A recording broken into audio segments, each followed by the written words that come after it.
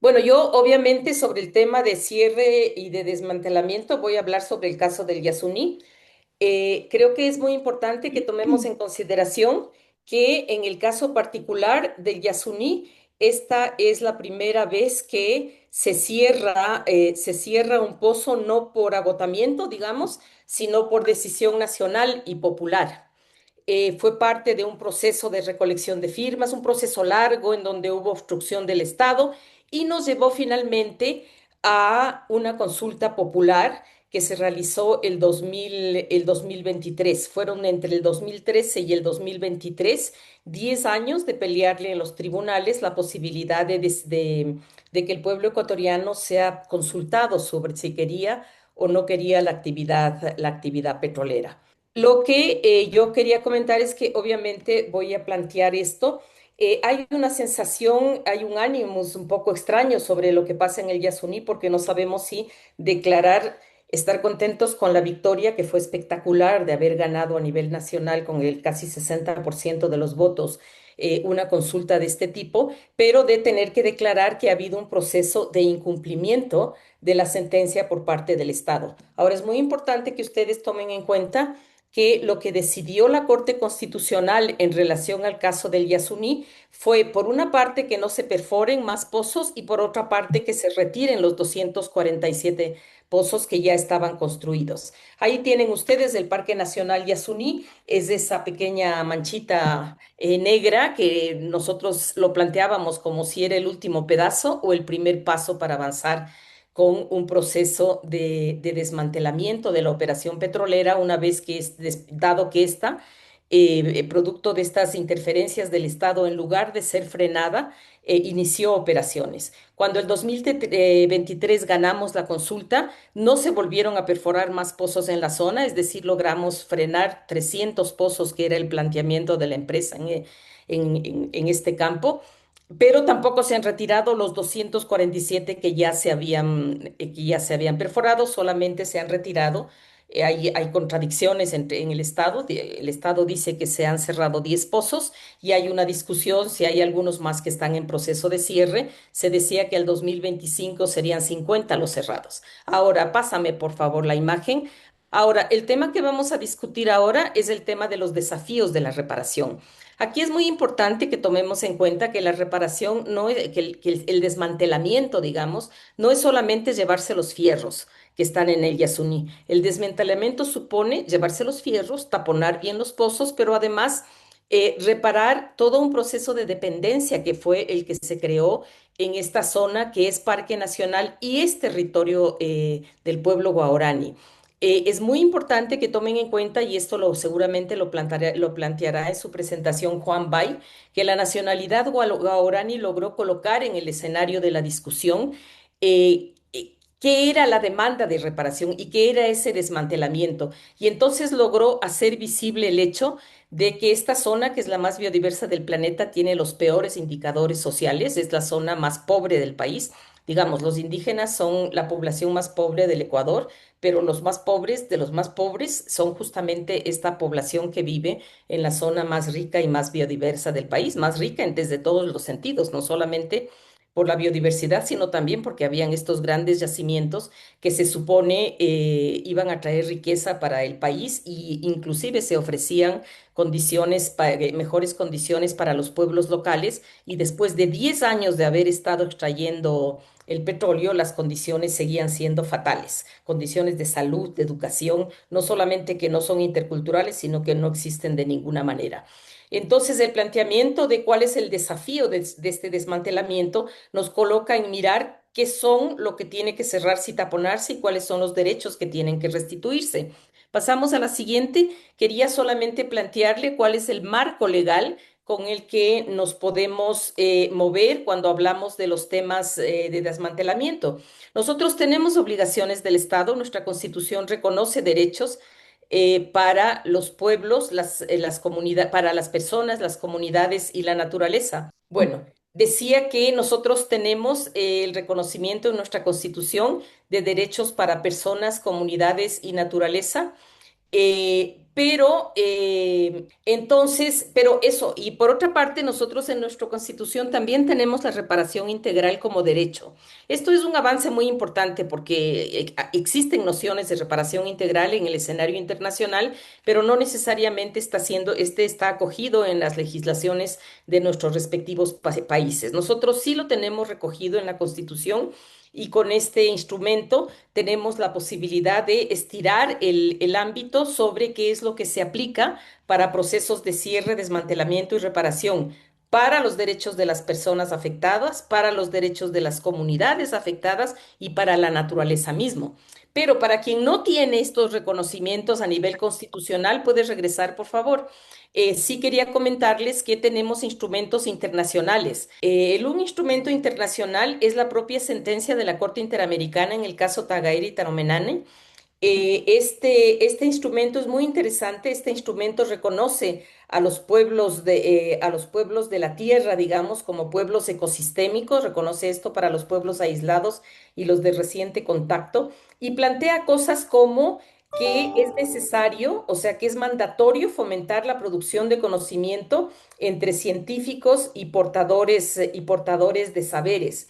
Esto lo podemos utilizar porque en la medida en que sentencia de la Corte Interamericana, que por cierto obligó al Ecuador a que adelante el proceso del cierre del Yasuní, es mandatorio a nivel interamericano, digamos, ¿no? Además tenemos la opinión consultiva que salió el 2025, esta sobre emergencia climática y derechos humanos, que también es muy interesante porque si uno no tiene en la Constitución de su país reconocida los derechos de la naturaleza, ahora ya lo tiene. Esta opinión consultiva reconoció a nivel interamericano a la naturaleza como sujeto de derechos, reconoció el derecho humano al clima, reconoció también estos temas de ligar conocimientos con saberes, y dijo una cosa muy importante, y es que dijo que las prohibiciones estableció como fuerza el que no se cumplan estas condiciones para el derecho al clima, el que no se respeten estos derechos de la naturaleza,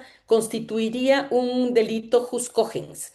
Los delitos jus cogens son los delitos que afectan al conjunto de la humanidad. Son la tortura, el genocidio, la esclavitud, y son delitos sobre los que hay jurisdicción universal. Entre la jurisdicción universal, nosotros podríamos movernos con casos en distintos países hacia aquellos países que sí reconocen los derechos de la naturaleza. Es decir, que nos abrió la posibilidad de actuar amparado en estos derechos que se mueven no solo en el escenario judicial, porque esto es también un tema más político, más pedagógico, más cultural, pero también hay esta posibilidad en el marco internacional, digamos, de la jurisdicción internacional. Ahora voy a creo que solo tengo una, no, una lámina más. Me parecía muy importante colocar en este tema que uno de los desafíos que nosotros consideramos prioritarios es cómo y quién hace este proceso de desmantelamiento y cierre. Siempre suele haber la tendencia de pensar que hay que contratar a alguna empresa noruega para que venga y haga todo el proceso de cierre, pero lo que queda claro, al menos en nuestro marco legal y en el internacional, sobre lo que es un proceso de reparación, es que tiene que ser con la gente local. No hay posibilidad de hacer reparación sin la gente local. Y entonces aquí planteamos un tema que me parece muy importante de considerarlo, y es que de alguna manera lo que se abre con estos procesos de desmantelamiento es la creación de nuevos oficios. Porque ¿quiénes son las personas que pueden trabajar mejor en reforestación, en recuperación de sistemas de agua, en monitoreos, en desastres climáticos, en siembras? Son justamente las personas que son del territorio y que en estos momentos nosotros estamos trabajando por calificarlos como expertos en estos temas. Para los pueblos que están asentados en estos enclaves, ya sea petroleros o mineros, hay un tema un poco perverso, y es que hay una cuota una cuota de empleos que las empresas dan, que son mínimos, que son precarios, que son inestables, que son migajas, pero ante la ausencia de otras ofertas y ante la ausencia de derechos, del cumplimiento de derechos del Estado, la gente queda un poco atrapada en estos escenarios. De este empleo de una vez al mes una vez al año me van a contratar, y entonces con ese salario yo puedo arreglar el techo de la casa. Y entonces lo que nosotros estamos mirando es que la posibilidad de desarrollar capacidades para que la gente recupere los territorios, se reapropie, es como muy potente para generar nuevos oficios para las comunidades, sobre todo las que han sido afectadas por operaciones petroleras. Y la última lámina es solamente para ubicar el hecho de que esto es tan así que debemos considerar que nosotros tenemos un planeta invadido de infraestructura abandonada y que demanda reparación de de estos territorios, de estos ecosistemas. Solo pensemos que si hay 30 millones de pozos perforados, seguramente la mitad están abandonados. Lo que se hace, por ejemplo, en el mar, cuando se plantea el fin de una operación, es hundir la plataforma. Y en la mayoría de nuestros países se quedan los pozos y se queda la infraestructura en calidad de chatarra. Eh, una una opción muy importante es colocar el tema sobre el hecho de que eso no puede pasar, digamos, no podemos permitir que los territorios que fueron sacrificados queden condenados para siempre a vivir con estas chatarras que, por cierto, siguen manteniendo escenarios de contaminación. La Universidad de las Naciones Unidas tiene un dato que es súper interesante. Ellos dicen que entre 1950 y el 2004, es decir, en 54 años, hubieron 20 escenarios de desastres por lluvias o por distintos cambios, por temas sísmicos, pero desastrosos. Hubieron en 54 años 20 desastres por este tipo de infraestructura que queda ya en mal estado, que queda ya obsolescente. Sin embargo, entre el 2015 y el 2019, es decir, solo en 4 años, hubieron 175 casos de este tipo que provocaron unos desastres absolutamente gigantescos. Entonces, este tema del desmontar esta infraestructura que ya es obsoleta, pero que está abandonada, los petroleros y los mineros se tomaron al pie de la letra lo que se pone en los estudios de impacto ambiental, que es el plan de abandono. Pero legalmente el plan de abandono no es dejar abandonado las cosas digamos, al aire libre. Es un proceso de cierre, de desmantelamiento y de reparación de las zonas que fueron afectadas. Terminé. Muchas gracias, Esperanza. Y para complementar lo que Esperanza ha dicho del caso del Yasuní, le voy a invitar a Juan Bay, que veo que ya está conectado, para que pueda complementar desde la parte de los pueblos que viven en el Yasuní y como nacionalidad guaraní, cuáles son los planes que tienen con respecto al desmantelamiento y la reparación de los derechos en este caso. Juan,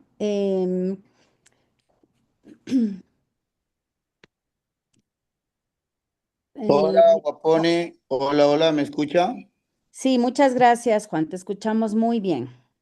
Muchas gracias. Buenas tardes con todos que nos están viendo por este medio. Muchas gracias por la coordinación y la invitación. Bueno, las personas que no me conocen, mi nombre es Juan Bay, en sí soy presidente del pueblo guaraní, ¿no? Es primero tener el contexto, más allá de que la gente, hola, más allá de que la gente nos haya he contado la historia, es bueno que la Hola, gente te también comento escuche. que lo que me cayó al correo fue como una Perdón, confirmación de algo del pago. Para eso me pedían como Octavio, hacer una... ya, perdón, Juan, siempre pasa Ya. esto. Bueno, primero poner el contexto, somos un pueblo que llevamos en la resistencia, a la adaptación de ese sistema. Primero somos único pueblo que llevamos apenas poco años de la civilización. En sí, vida organizativa, ya los guaraníes organizan apenas 30 años, ¿no? Porque llegaron muchos actores, querían que los guaraníes se organicen y que tengan un representante, porque los guaraníes antes estuvimos súper regados y todo el mundo, entre todo el que ingresaba era a punta de la lanza. Entonces ya nace ONAI, ahora es la NAHUE, 30 años, ya 33 años, vida organizativa como vocero y representante máximo del pueblo guaraní. La NAHUE representa en las tres provincias, lo que es Pastaza, Napo y Orellana. Con este consejo de NAHUE asumimos en 2023, en marzo, pero con muchas amenazas, ¿no? Después de muchísimos años de la resistencia, en 2023 mismo lleva la consulta popular en el agosto, donde que el pueblo ecuatoriano decidieron proteger el Yasuní, decidieron cuidar a los pueblos en aislamiento voluntario, porque sí es importante un poquito contar la historia, porque no es solo un tema del Yasuní. Más allá del Yasuní es una vida, más allá de Yasuní hay los pueblos indígenas, que están los niños, hombres y mujeres, que también son seres humanos que necesitan vivir en su espacio. Entonces el pueblo guaraní, por la lideresa de Ayuma, dio un paso que hoy estamos atravesando, viviendo, ¿no? Que es una vida, un mundo súper feo, que siempre decían mis abuelos, ¿no? Dayume de Gana aceptó a ese mundo, que es un mundo lleno de amenaza, no se pueden vivir tranquilos, pero los pueblos guaraní tagueri han decidido quedarse y viven tranquilos en su territorio, con su casa y pesca ahí en su territorio, nadie le molesta nada, pero hoy estamos entendiendo que ellos han decidido quedar en su territorio, pero hay la amenaza fuerte y permanente con este estado llamado el Ecuador, con este gobiernos de turno que han venido poniendo riesgo la vida. Entonces, en 2023 lleva la consulta popular, todo lo que dijo nuestra amiga, nuestra aliada, nuestra sabia, la Esperanza, lo que contó el contexto desde su conocimiento.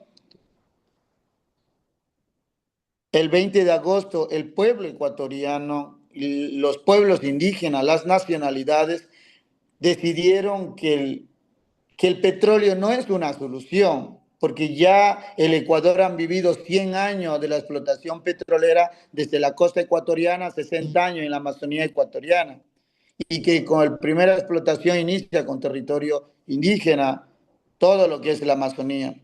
Entonces el 20, como mencionaba, con 58% decide que hay que proteger ese territorio, hay que proteger a los pueblos indígenas, hay que respetar los derechos.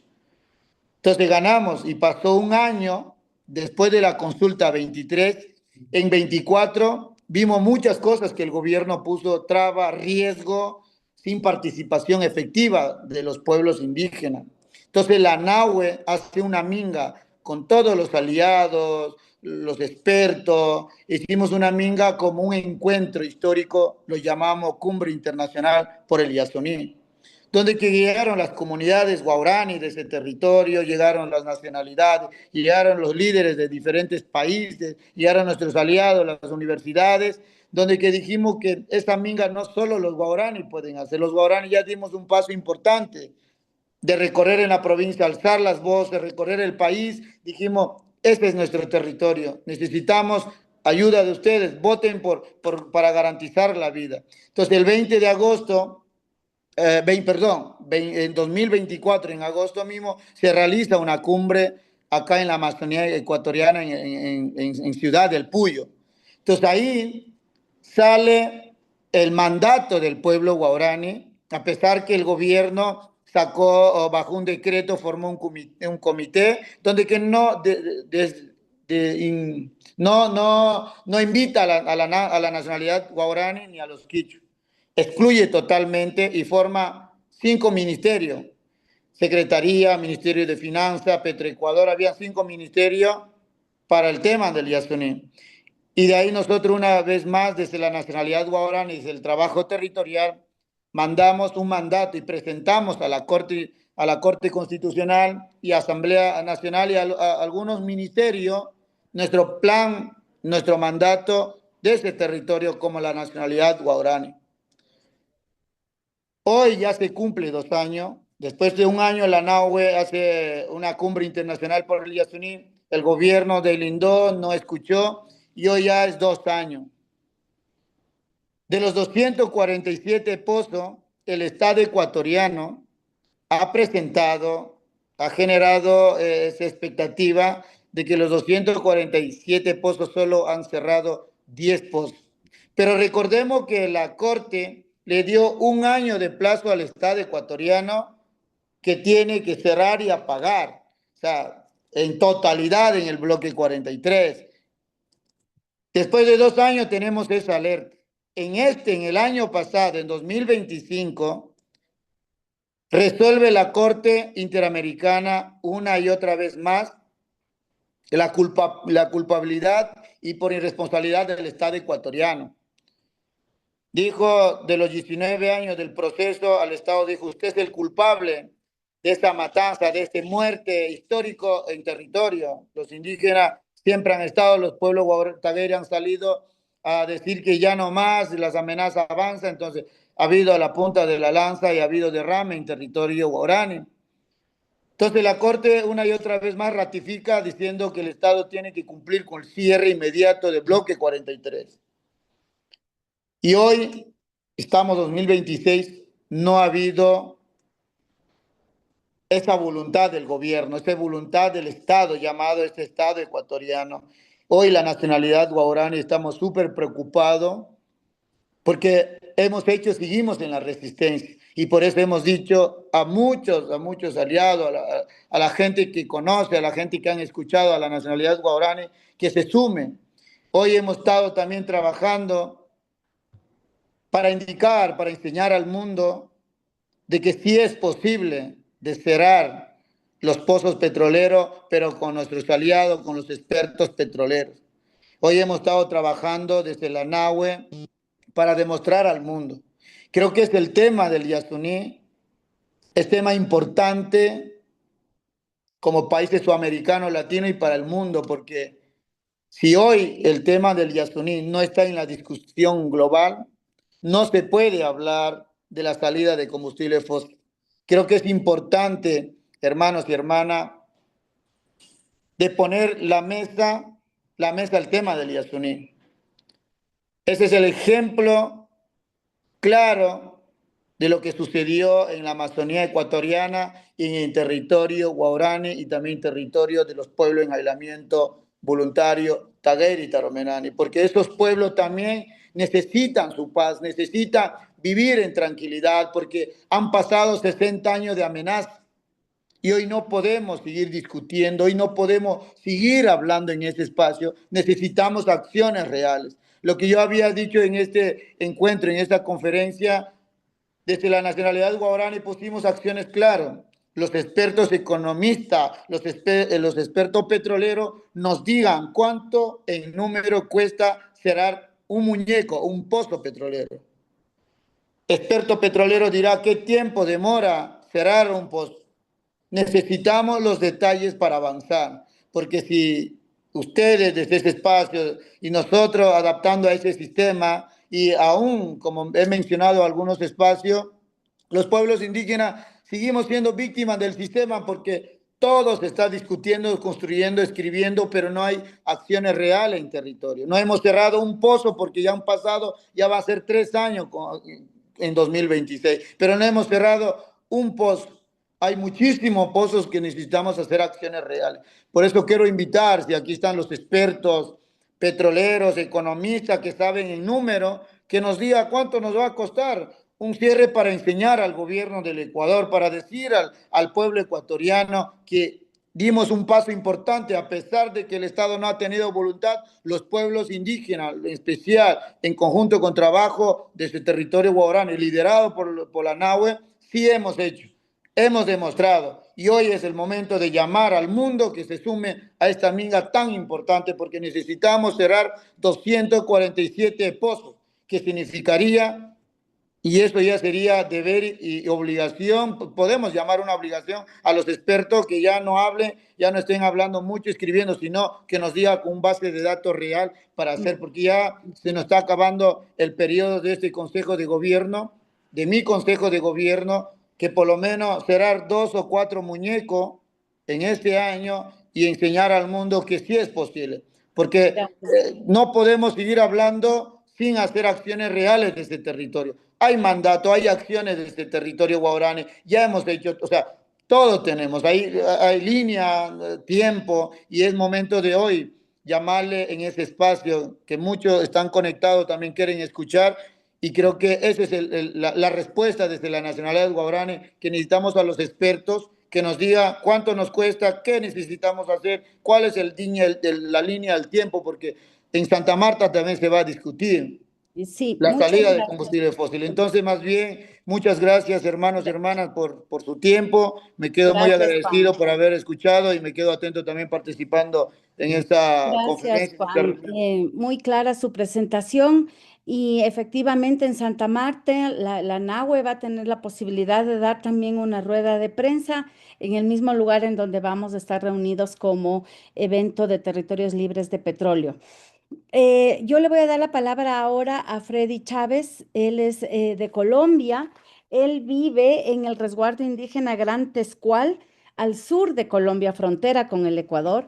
Y en el caso que hemos visto antes, que son pozos que ya existen, que hay que cerrar como un proceso de desmantelamiento y reparación, el caso de los compañeros Pasto de Colombia, de este resguardo, es un caso muy particular, pero que tiene que ver completamente con desmantelar la dependencia petrolera, en este caso de un oleoducto, que es el oleoducto trasandino. Freddy, le doy la palabra y muchas gracias por haber aceptado participar en este evento. Bueno, muy buenas tardes a todos. Nampuram Pastuquer, Milmal, Freddy Chávez. Soy del pueblo Pasto, mi nombre es Freddy Chávez, pertenezco al resguardo indígena Gran Tescual y hemos tenido una alianza bastante fuerte con la organización CIACE aquí en Colombia, trabajando alrededor de la estrategia de ordenamiento climático. En este momento quisiera empezar contextualizando acerca del proceso que se vivió de extracción petrolera. El resguardo Gran Tescual es un resguardo andino amazónico ubicado en el nudo de los Andes, al inicio de lo que sería la cordillera de los Andes aquí en Colombia. Y bueno, a partir de ello, todo este ecosistema importante de páramos y selvas de piedemonte amazónico es cruzado por la industria de lo que fue el oleoducto trasandino, el cual llevaba el petróleo desde los pozos petroleros en la Amazonía, en el departamento del Putumayo, hasta el puerto en el Pacífico, en Tumaco. Durante más de 60 años se estuvo haciendo todo el transporte de hidrocarburos. Este proceso generó una alta dependencia económica de las comunidades rurales, indígenas y campesinas, y también generó un factor bastante fuerte en temas de patriarcados, la reproducción y división del trabajo, donde muchas veces se reproducían lógicas de violencias contra las mujeres, contra los niños y contra los jóvenes. También la pérdida de la cultura y de la identidad por la apuesta de nuevas modas y tendencias que llegaban junto con los grandes empresas contratistas y otras empresas dedicadas a la operación de los hidrocarburos, empezaron a generar una estructura bastante capitalizada, colonial y patriarcal.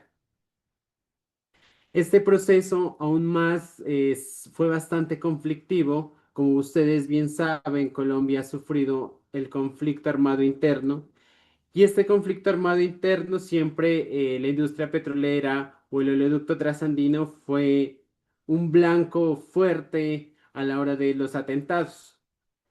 Esto que causó impactos por derramamientos a las aguas que nacen desde las zonas de páramos, a las aguas que nacen y alimentan a la población, no solamente del resguardo Gran Tescual, sino también de otros resguardos y otras comunidades.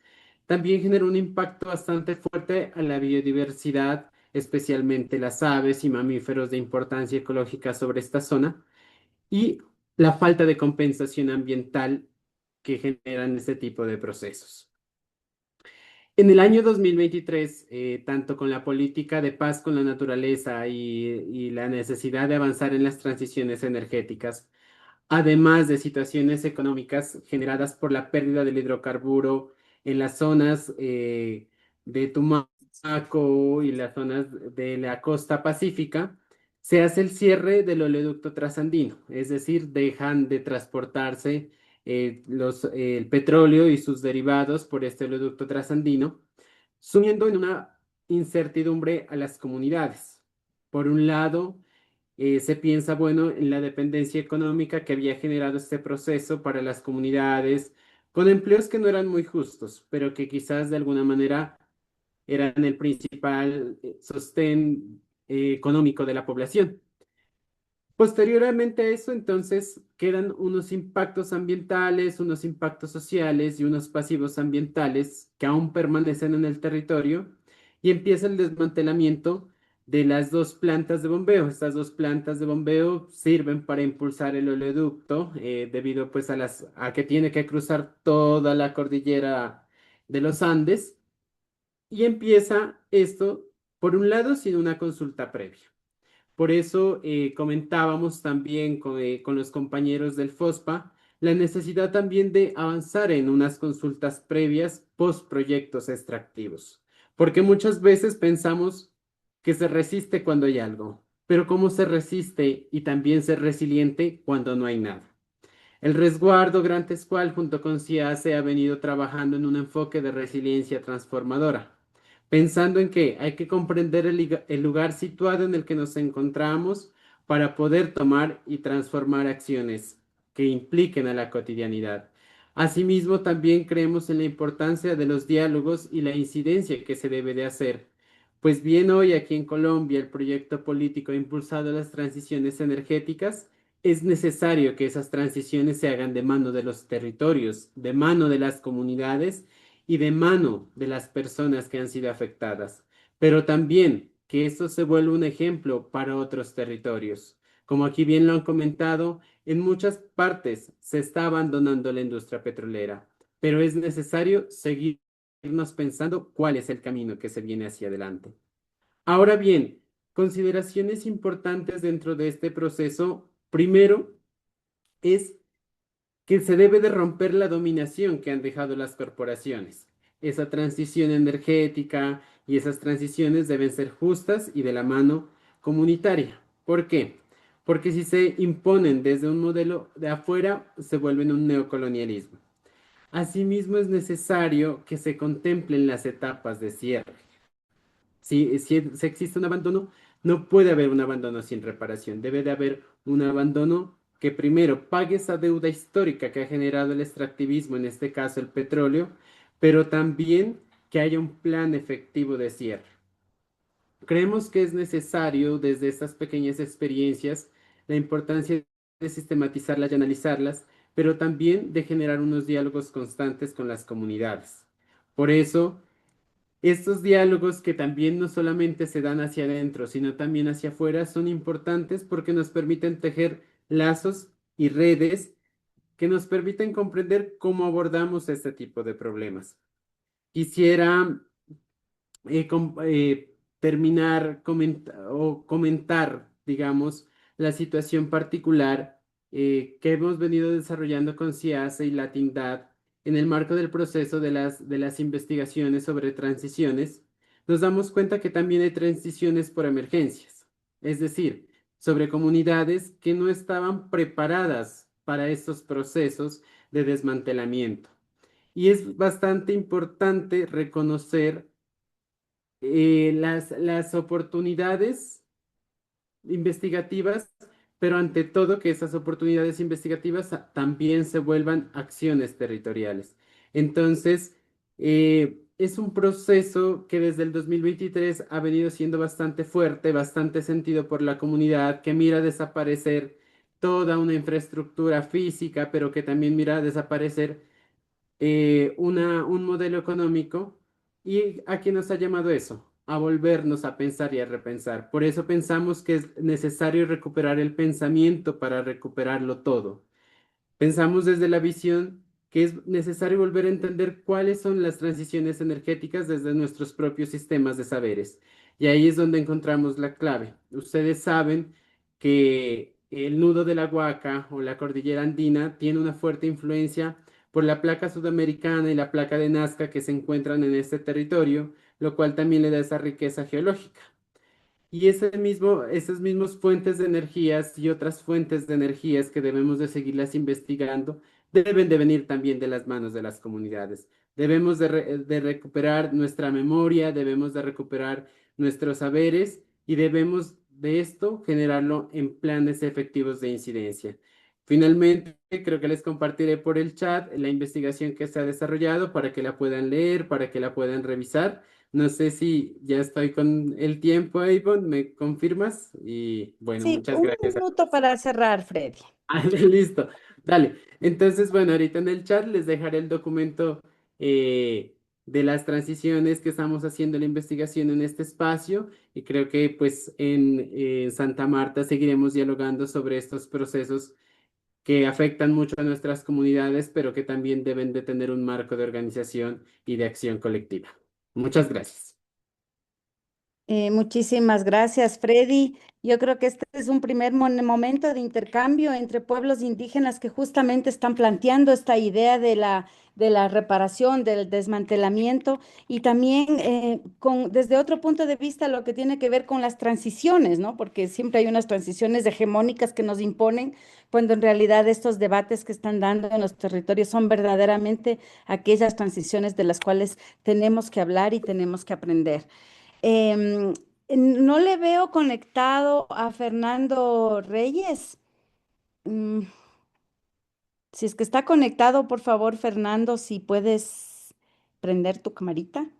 De lo contrario, yo lo que voy a hacer este momento es más bien, si es que Fernando no se ha podido conectar, es dar la palabra para intervenciones y comentarios y luego hacemos una nueva ronda de intervenciones, tanto de Esperanza, de Juan y de Freddy. Está abierto, para que levanten la manita, está abierto el micrófono. ¿Quién quisiera intervenir? Preguntas, comentarios, lo que sea necesario.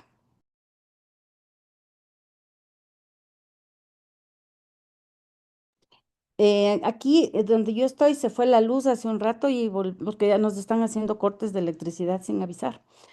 Entonces, si es que se vuelve a ir para que Pablo me tome la posta. ¿Quién quisiera intervenir? Puede abrir el micrófono o levantar la manita. Leonardo. Bueno, muy buenas tardes a todos y todos. Soy Leonardo Fabio Martínez Pérez, profesor de la Universidad Pedagógica Nacional de Bogotá, Colombia, y trabajo en un programa de licenciatura en Ciencias Naturales y Educación Ambiental. Quisiera como aportar una de las estrategias importantes de este proceso también es la educación, la formación. Estas problemáticas asociadas al extractivismo, principalmente de fuentes fósiles, petróleos, que hace parte de la crisis ambiental y la crisis climática que vivimos, son desconocidos esos procesos de desmantelamiento y de luchas y resistencias que están haciendo las comunidades en los territorios. Muchas veces son desconocidos en las ciudades. Sí, la población en general, los grandes asentamientos urbanos no conocen de todos esos procesos y es donde allí la educación y por eso las estrategias pedagógicas, formativas, la divulgación de estos procesos es fundamental para poder generar un apoyo ciudadano a estos procesos de resistencia. Entonces, desde la universidad estamos precisamente desde la licenciatura en Ciencias Naturales y Educación Ambiental aportando ese proceso. Nosotros trabajamos con los estudiantes estas problemáticas y generamos ejercicios de divulgación y formación en las ciudades. Entonces es para aportar, allí estamos atentos de poder vincularnos de la mejor manera a estas iniciativas. Muchas gracias. Gracias, Leonardo. ¿Quién más quisiera intervenir? Yo quisiera tal vez mientras se animan a preguntar o a comentar, eh, preguntarle a Esperanza y que nos comparta un poquito sobre los procesos de formación que se está tratando de organizar aquí en Ecuador, eh, con respecto al tema de las reparaciones y los derechos de la naturaleza. Tal vez un poco contar estos procesos con las organizaciones territoriales. Permiso, compañera Ivone. Hay una pregunta en el chat. Ah, a ver, aquí está. ¿Qué dice? Ah, sí, Alice Martins. Pregunta a los panelistas, no puedo encender el micrófono. A partir de la experiencia de Colombia, ¿qué creen que se podría hacer de otra manera en el momento en que se adopta la decisión de que un territorio sea libre de combustibles fósiles? ¿Qué otras garantías se deberían incluir en esta decisión? Yo creo que Esperanza puedes contar y empezar a contestar. Luego le voy a dar la palabra a Juan y luego a Freddy nuevamente. Ya, Y bueno, gracias, Ligia, por mirar el chat. a ver, bueno, solamente compartir con ustedes que nosotros que tenemos derechos de la naturaleza reconocidos en la Constitución, pero ojo, todos tenemos ahora derechos de la naturaleza después de la opinión consultiva. Nosotros empezamos un proceso de formación un poco bajo la premisa de saber dónde está el conocimiento experto sobre naturaleza. Nosotros la teníamos fácil porque yo trabajé en la Asamblea Constituyente y tuvimos el cuidado de poner en nuestra Constitución que la ontología de naturaleza que vamos a utilizar es la de los pueblos indígenas, porque la naturaleza es una cosa, es un invento nuevo, digamos, es un invento occidental que pretende colocar por fuera la naturaleza. Es más parecido a un paisaje, a un parque nacional. Para los pueblos no es así. Para los pueblos es el territorio, es la comunidad, son los seres espirituales, son las relaciones de todo con todo, de todo con todo. Entonces nosotros iniciamos un proceso de formación de expertos en naturaleza que puedan calificarse como peritos para los procesos judiciales y la verdad es que nos ha ido como bastante bien. Y ha habido, todo esto es como una serie de sinergias que ocurren en el planeta. Ha habido, por ejemplo, estas sentencias que les comentaba y esta opinión consultiva que les comenté, que reconocen que los saberes de los pueblos indígenas son el conocimiento experto de alguna manera más cercano y más completo. No significa que estamos desconociendo el valor de la ciencia, sino que significa que no es un conocimiento marginal, ni es un conocimiento que no se pueda calificar como conocimiento experto. Nosotros hacemos estos procesos de formación y tenemos ya bastantes peritos formados, son más de 100. Hemos hecho especializaciones y una de ellas son los procesos de reparación. Y en los procesos de reparación, un poco la pregunta, ¿qué podemos hacer? Nosotros en los pueblos tienen muchas alternativas. El gran problema que hay es que la estrategia del capitalismo cuando quiere apropiarse de las riquezas, por ejemplo, del subsuelo, ya sea petróleo, minería, o las del suelo, con las plantaciones o con lo que quieran, lo primero que hace es restringir el acceso a los DESCAS, a los derechos económicos, sociales y culturales, y toman la decisión de que quien los va a cumplir es la empresa. Y ellos creen que esto es un gran valor el que lo hacen, porque ese es el beneficio que reciba la comunidad. Y eso es totalmente falso. En ninguna zona petrolera hay buenas condiciones de salud, de educación, si acaso hay un lugar en donde llega el teléfono, pero es porque la antena está colocada encima del campamento.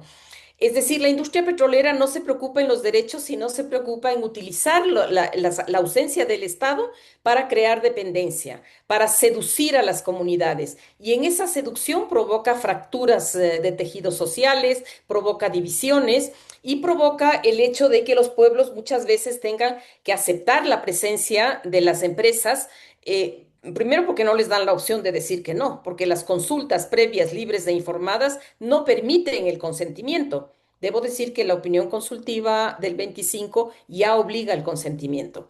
En todo caso, ahí el tema de lo que podemos hacer es lo que siempre se ha hecho, tal vez con mejores condiciones. Yo le apunto mucho al tema de los nuevos oficios, porque creo que los mundos indígenas pueden ser los expertos en salvar al planeta con los desastres climáticos, en recuperar el cauce de los ríos, en recuperar las orillas de los ríos, porque son los que conocen, en recuperar las semillas, en hacer un monitoreo científico sobre qué es lo que está pasando. Pienso que esos nuevos oficios son una gran alternativa para los pueblos que aún viven apegados a la tierra, porque tienen este conocimiento experto, porque el conocimiento de la naturaleza, de los pueblos es un conocimiento comunitario. Es decir, no es algo que vamos a poder aprender en la universidad. Es algo que solo se aprende viviendo en la comunidad, conversando con los abuelos, aprendiendo a mirar el cielo, sabiendo qué tipo de lluvia es la que cae, sabiendo cuáles son los tiempos o cuáles son los árboles o qué árboles atraen a los murciélagos y cómo se hace la polinización, etcétera, etcétera, etcétera. Entonces, creo que ahí está una gran, digamos, en los territorios se puede mantener, la gente obviamente se siente, cuando el Estado no está, se siente empobrecida y tiene razón porque no tiene salud, no tiene educación, no hay ambulancias. Eso hay que pelearle en donde hay que pelearle. Es decir, no debemos pelear con la petrolera para que nos dé salud, debemos pelear con el Ministerio de Salud. Y esas son peleas que se han empezado a dar y creo que, digamos, que la cosa se está moviendo, ¿no? Creo que en algún momento naturalizamos el hecho de que los pueblos que están en las zonas extractivas están como por una maldición allí y tienen que aceptar la condena de aceptar la petrolera o quedarse sin las condiciones que el resto de ciudadanos en los países tienen, ¿no? Yo quiero darles un dato que no lo di porque pensé que Fernando Reyes lo iba a dar, porque siempre lo comenta. En el caso del Ecuador, nosotros tenemos 5.000 pozos perforados. 2.500 necesitan cierre y reparación. Si nosotros aprendemos a hacer el cierre y reparación bien, no mal, porque si lo hacen los pueblos tienen que hacerlo mejor que lo que le haría la empresa noruega, porque a los pueblos les va a importar el agua, les va a importar los animalitos, les va a importar los corredores entre animales, porque uno vive con ellos y vive en esta relación. Yo creo que hay como unas grandes posibilidades de enfrentar estas nuevas etapas con como unos procesos de transición en donde no solo se resuelva el tema ambiental, sino que se resuelvan los temas ligados a lo ambiental, como dicen los relatores de derechos humanos del Sistema Interamericano y de Naciones Unidas. Alrededor del tema ambiental y en el cumplimiento de estos derechos están todos los derechos relacionados. Si no está sano el ambiente, no vamos a tener salud, no vamos a tener capacidades de recreación, no vamos a tener vivienda, no vamos a tener ningún derecho. Apuntarle a construir estas alternativas creo que es algo como muy importante. El Juan les estaba comentando cuál es el plan que tienen los Guao. Y es como muy chévere porque los Guao han tenido, o los Guao y los quichuas en el Yasuní, han tenido algún tipo de empleo precario y relativo. Lo que hace la empresa es decir que van a haber 10.000 empleos, nunca hubieron 10.000, pero contabilizan en las listas 2.000. ¿Por qué son tantos? Porque la industria petrolera no genera tanto empleo. Es mucho más empleo genera el turismo. Y el turismo comunitario es el que más empleo genera. Esos 2.000 están así porque lo que hace la empresa es dar contrataciones a las comunidades por un mes y eventualmente por 2 meses al año.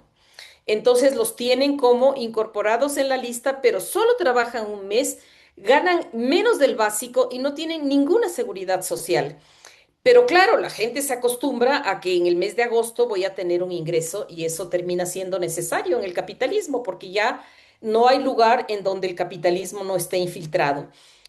Lo que tenemos que resolver entonces son los temas ambientales, los temas de trabajo, los temas de salud. Es todo un horizonte en donde tenemos que mirar cómo, como dice el Juan, con aliados, con expertos, con las universidades, con todos los que quieran hacer parte del proceso, encontrar la manera de demostrar que sí se puede cerrar los pozos, que una vez cerrados vamos a vivir mejor, que la selva sí se puede recuperar, que el cierre tiene que ser bien hecho y tiene que ser hecho con la gente.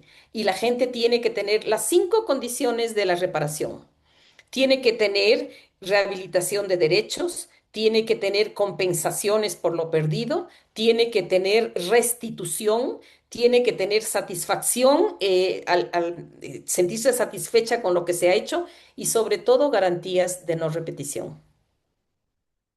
Gracias, Esperanza.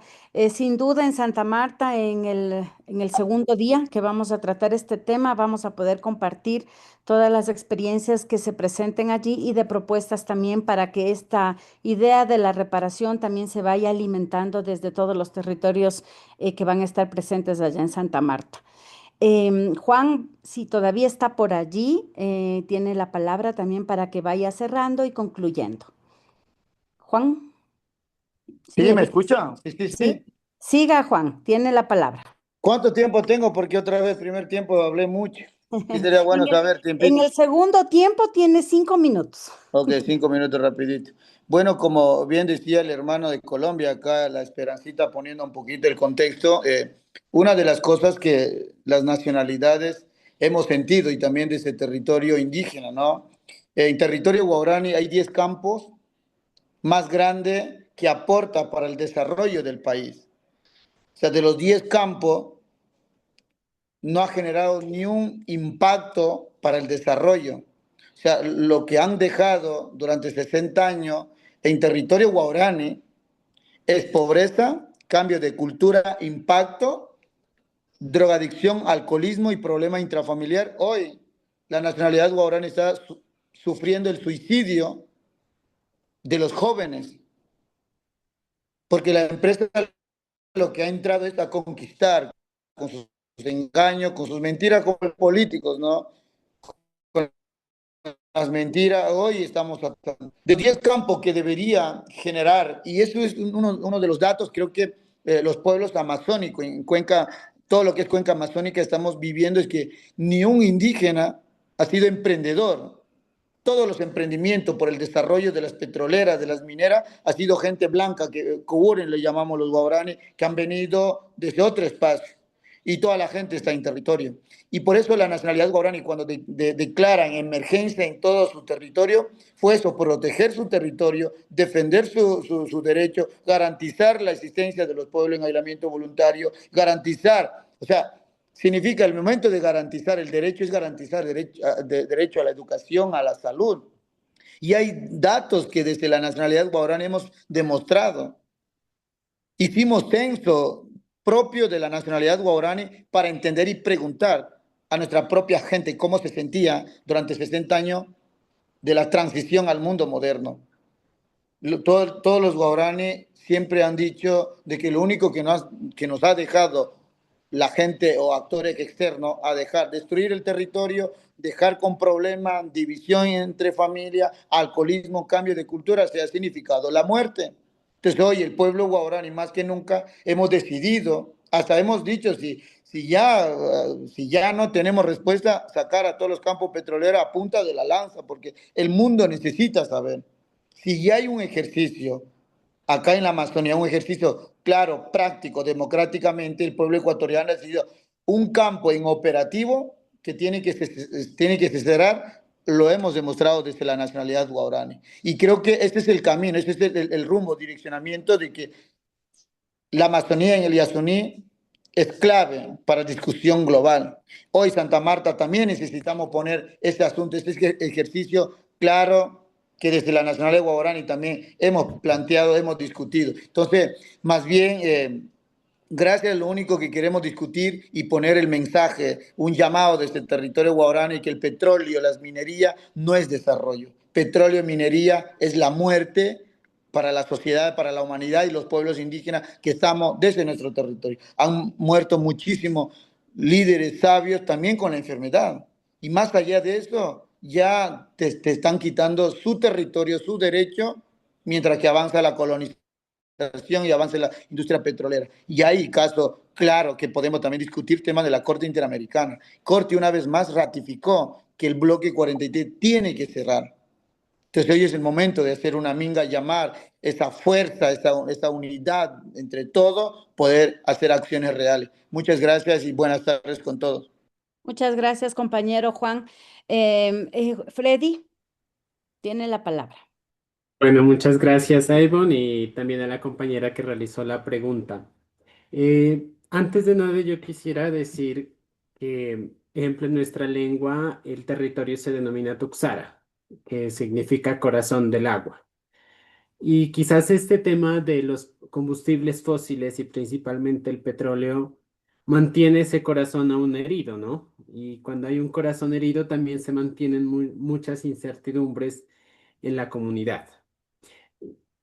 En el medio de esto, yo creo que el cambio efectivo para que se den estos procesos, en primero es reconocer los sistemas de gobiernos propios, reconocer los saberes propios, porque ahí también se pueden mediar las soluciones y pueden hacerse que las acciones sean sostenibles en el tiempo. Es clave que se avance en la gobernanza de los territorios en tanto el Estado como las industrias capitalistas, principalmente las de combustibles fósiles, tratan de imponer nuevos modelos de vida, pero también nuevas formas de pensamiento. Entonces, muchas veces esa descontaminación también tiene que empezar por ahí, ¿no? Y esa reparación cultural.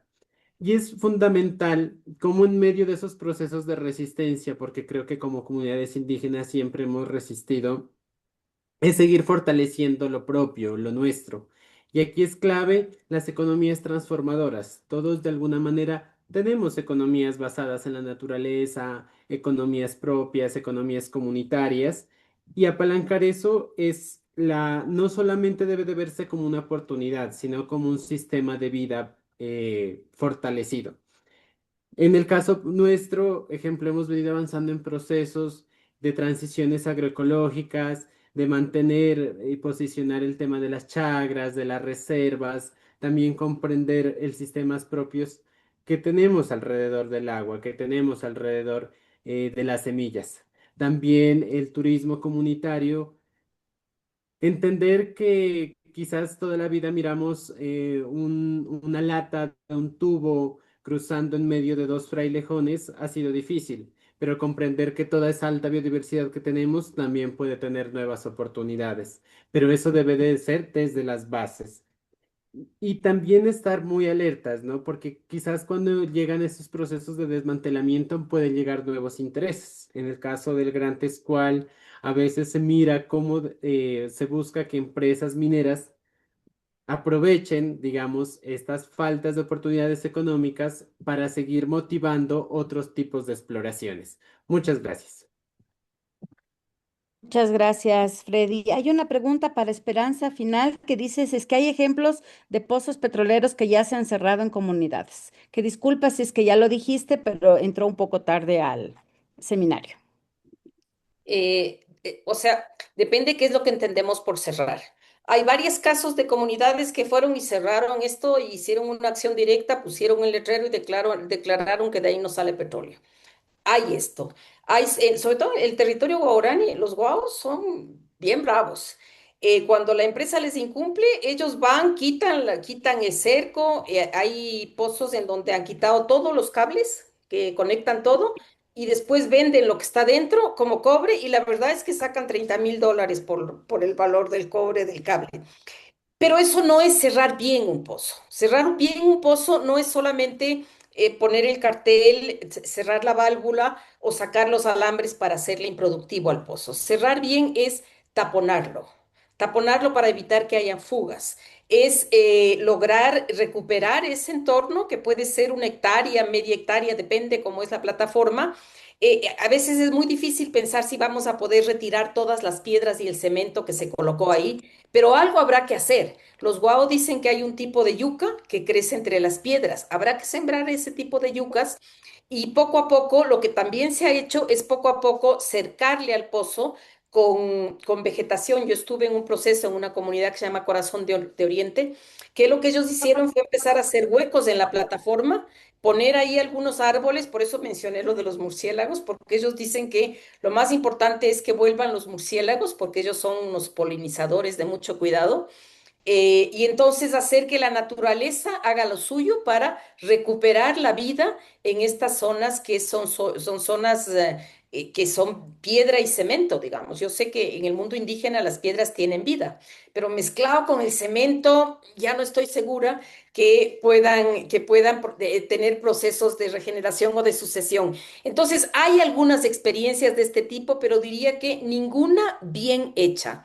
Estamos trabajando con los Guau para hacer una bien hecha con pruebas de que esa es, o sea, porque lo que queremos decirle al Estado es que no hay que cerrar solo las válvulas, ni siquiera hay que retirar solo los tubos.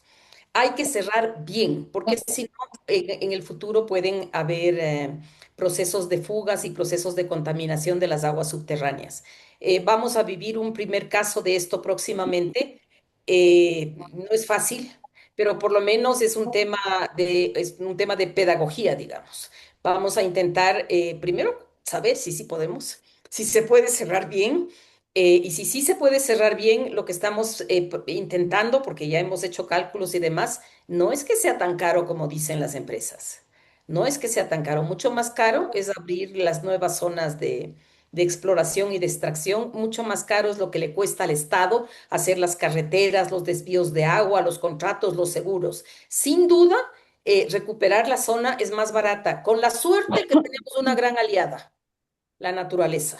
Mm, Muchísimas gracias, Esperanza. Yo puse aquí en el chat un enlace en donde se puede encontrar información de lo que presentó Esperanza, información de todo lo que tiene que ver con el cierre y el desmantelamiento del Yasuní ITT. Em, yo creo que con esto, Pablo, hemos terminado las intervenciones, las preguntas.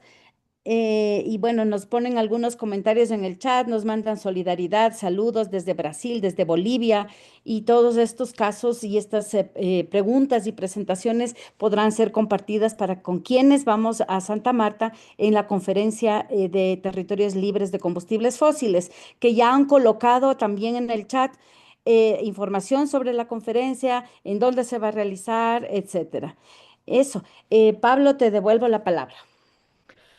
Muchas gracias, Ivonne. Felicitar a Esperanza, a Freddy y a Juan y a ti por estas intervenciones que despiertan mucho más nuestro interés de poder participar de este grupo de trabajo que tendrá lugar en Santa Marta los días 24 y 25, donde podremos discutir presencialmente esta temática.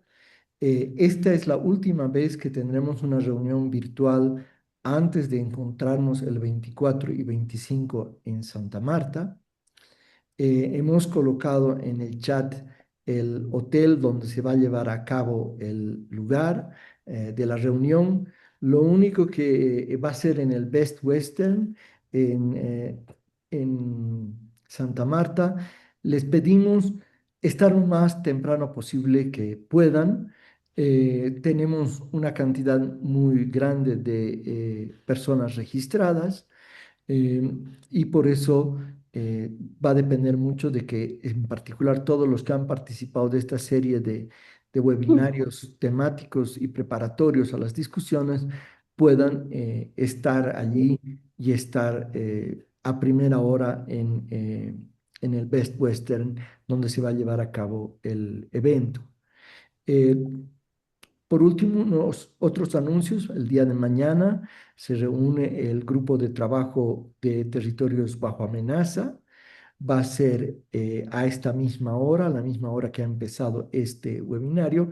Y el objetivo, para que se entienda, es no vamos a discutir tanto de sustancias, exposiciones, sino cómo nos organizamos. Es decir, qué cantidad de casos hay en este grupo de trabajo, quiénes van a contribuir a facilitar, a moderar, a sistematizar, de forma tal que llegamos lo más organizados posibles a el encuentro en Santa Marta y no perdemos mucho tiempo organizándonos. Ese es el objetivo principal de la reunión de mañana. Va a ser solamente de una hora máximo y se va a centrar en la organización de este grupo de trabajo.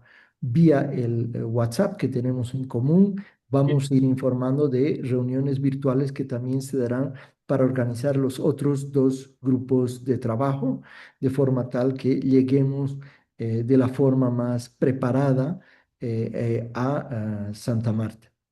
Eh, Después vamos a hacer la transmisión en vivo de los eventos en Santa Marta. Lamentablemente no es posible porque es muy complicado lograr hacer una participación en línea y al mismo tiempo presencial. Solamente va a ser transmisión en vivo y va a ser por las diferentes redes de las organizaciones que quieran hacer cross-posting, publicación cruzada. Eh, por último, solamente decirles que, bueno, estemos en contacto, veamos mucho el chat del grupo de WhatsApp para estar al tanto de la información y cómo avanzan algunos detalles más que todo logísticos. Sin nada más, un fuerte abrazo a todos y nos veremos presencialmente en Santa Marta la próxima semana y virtualmente en las reuniones preparatorias de los grupos de trabajo. Un fuerte abrazo a todos.